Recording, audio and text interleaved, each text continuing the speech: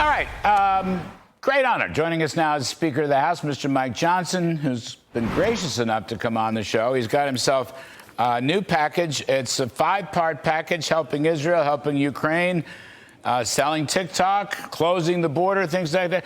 Mr. Speaker, I know you're a busy chap, and we do appreciate your coming on.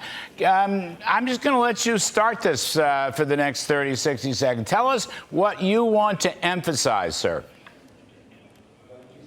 Yeah, thank you, Professor Kudlow. Anytime you ask, I try to accommodate. Yes, sir. It's a busy day here. We've got a lot going on. This is a really important measure for the House. What we've done is we've taken the Senate supplemental bill and we've improved the process and the policy, and that's a really important thing. What we've done, for example, on the Ukraine piece of this, is we've added the loan instrument concept. We've added the Repo Act, which, as everybody knows, is the seizure of corrupt Russian oligarchs' assets to be used to fund the effort in Ukraine. We introduced a lot of new accountability and oversight that Congress has a responsibility to do, and a strategy shift as well. We're going to require, within 45 days, the White House to deliver to Congress a meaningful plan. What is the end game here? What's the objective, and how are we going to accomplish this and bring this conflict to an end? And by the way, Larry, on the Ukraine piece, 80% of what we'll spend here goes to America's industrial defense base, and that's a replenishment of our stocks and weapons, and I think that's a really, really important point. We're also adding sanctions against Russia, Iran, and all of our adversaries, including China. And that's a really important thing as well. So the House will do its will here. We'll have a rigorous amendment process to the underlying legislation. What a concept, Larry. Regular order, where every member gets to vote their own conscience. We'll begin with border, as you know, because the House Republicans have emphasized from day one, the day that President Biden took office, that the border must be secure. And he engineered its opening. He engineered the catastrophe. We've made that a part of the legislation this week as well, so we can put that flag in the ground one more time. Well, it seems like it's all there, and congrats, at least in the development. I guess you vote on it when you vote on it. You know, Mr. Speaker, just one quick thought. I'm sure you didn't hear my riff because you were out doing something else. But I am so furious. The Bidens refused to lift a finger to sanction either Iran or China. Iran is selling China a record volume of oil exports. According to surveys, 1.5 million barrels per day. Overall, Iran is producing 3.5 million barrels per day.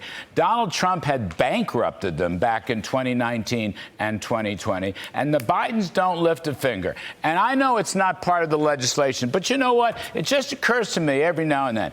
Somebody ought to say to China, you either stop buying this oil and financing this war against Israel and the United States, or we are going to double or even triple the tariffs on your exports to the U.S. That's something Trump would do if he were president. I mean, really put the wood to them, the way the Bidens refused to. Absolutely. I spent last Friday with President Trump down at Mar-a-Lago, and we talked a lot about that. You know, he speaks of those things all the time. You got to be tough on your adversaries. The problem is, you and I both know, Larry, this president is projecting weakness on the world stage, and that's why all of our nation's enemies are acting so provocatively. For the Israel example, I mean, President Biden and Chuck Schumer have been criticizing Israel and appeasing Iran. The strategy should be exactly the opposite, that we should be helping Israel, and they've been turning their backs on them. And then, of course, this encourages Xi and encourages China. When they see that we're not going to stand strong and we're not going to put the flag in the ground, so to speak, and hold the line, they're going to act. They're going to move. We're concerned about what China may do in Taiwan. We talk about it all the time. We're certainly concerned about Iran's open aggression now against Israel, our dear friend and ally. And Russia, of course, is still on the march in Ukraine. We have to stand strong. A strong America is good for the entire world. We bring stability and peace. The perception that America is strong is important and has been since World War II, and we cannot let down on that responsibility. Well, amen to that. So, Mr. Speaker, you know, I keep reading that some of your critics want to replace you because you're not dealing with the border. But my notes tell me that this package has a border component in it, Remain in Mexico, Title 42. It's essentially the core piece of the original H.R. 2. You've also got Steve Miller's election integrity proposal with the voter ID component, and you talked to Trump the other day, last weekend, about the election integrity stuff. So the border's in here. Remain in Mexico, Title 42. I don't understand this whole business. They want to replace you as Speaker. I just wanted you to comment on it because it seems to me like you've got a full-fledged package here. Well, look, we do. Some of my colleagues want the Speaker of the House to have a magic wand. If we could close the border ourselves, we would have done it a long time ago. We passed H.R. 2 over a year ago. It's sitting on Chuck Schumer's desk. That had all of the components: close the border, change asylum processes and problems, the end catch and release, and reinstate remain in Mexico. All the things that President Trump had done so effectively, Biden reflexively did the opposite, and that's been the problem. We passed resolutions, Larry. We passed the laws. They sit in Chuck Schumer's on his desk in the Senate because, again, the Democrats run the Senate. The Democrats run the White House, and they want an open border. That voter ID, the idea that you would have to prove that you're a U.S. citizen to vote in a U.S. election, a federal election, is critically important. We're going to move that in the days ahead as well. That's what we were talking about at Mar-a-Lago at the press conference. But the American people demand this. They deserve it. We know the border is a catastrophe, and the reason that we're bringing to the floor this week the End the Border Catastrophe Act is because it's aptly named, and it describes what is on the hearts and minds of every single American. It doesn't matter where you live. I've been in 23 states in the last 7 or 8 weeks, Larry, traveling around the country. It doesn't matter whether I'm out west, upstate New York, deep south, Midwest, it's all the same. Everybody knows this is what we must do. If you don't have a secure border, you don't have sovereignty, you don't have security, you don't even really have a nation. And that's what Joe Biden has put at risk. And that's why we had to impeach Mayorkas. And it's in your package. I mean, that's the only point I'm going to say. It's part of your legislative proposal. Look, we're going to move all those measures again this week. And of course, as expected, that part will sit right on Chuck Schumer's desk. And they're going to show the American people again where their resolve is. And I think we all know. All right. So, Speaker, another point, you mentioned Mayorkas. Both articles of the Mayorkas impeachment were voted down today. Chuck Schumer rides again. Speaking of recalcitrants, Republicans tried to put up a bunch of adjournment amendment votes, but I guess all that failed. I don't know everything there is to know, but it looks like Mayorkas is getting off scot-free.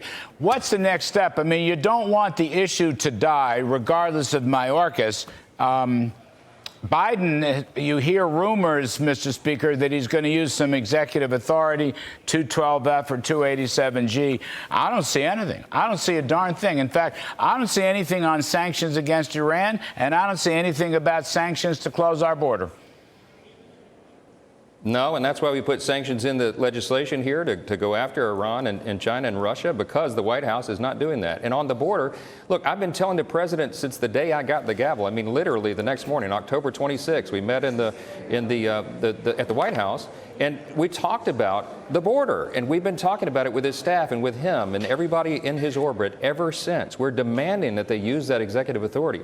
Larry, I delivered to the president myself a menu of 8 executive actions that he could take under existing federal law. And he acts as though he has no ability to do that, or he doesn't believe it's true. It's nonsense. It's right there in the black letter law. He does not want to close the border, and that's clear to everybody. Why, everybody asks me, around the country?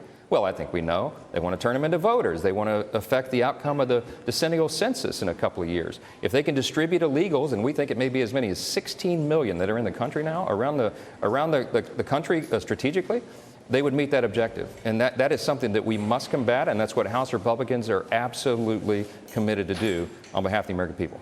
Well, Mr. Speaker, another point I just want to ask you about, have some fun here. You're so great with your time. You're so gracious with your time. So inflation's a big issue. Jay Powell's thrown in the towel. There are not going to be any rate cuts this year because inflation is actually getting worse this year than it did last year.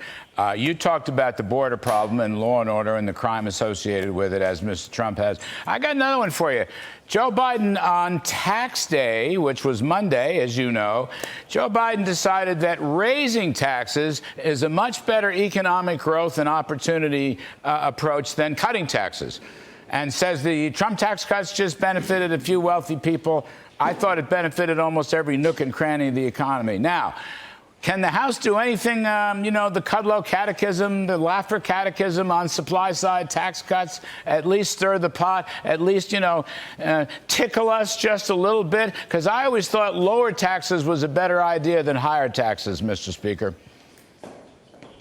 Yeah, you're trying to apply way too much common sense for Washington. You know, Larry, in the House Republicans, we've got the smallest majority in U.S. history, a one-vote margin. We're using that because the Republicans are 100% united on this idea. You lower the tax burden on the American people in order to spur on the economy, more investment, job growth, and more economic opportunity for more people. We've done that. We showed it. You know, I came in when President Trump did. You were in the administration 2017. I got to Congress the same year, and wow, we did an extraordinary job. You helped engineer that. We had the greatest economy in the history of the world, Larry, not just the U.S. Right before COVID, I mean, everyone was doing better. Why? Because we went back to the basic principles. We cut taxes and we cut regulations dramatically on that latter count. And that's what allowed the economy to boom again. It's not rocket science. These are policy choices. We got to get back to it. Speaker Johnson, you're very gracious for your time. Congrats on the package. I hope the whole thing works out for you. And we'll talk soon. Thank you, sir. Appreciate it.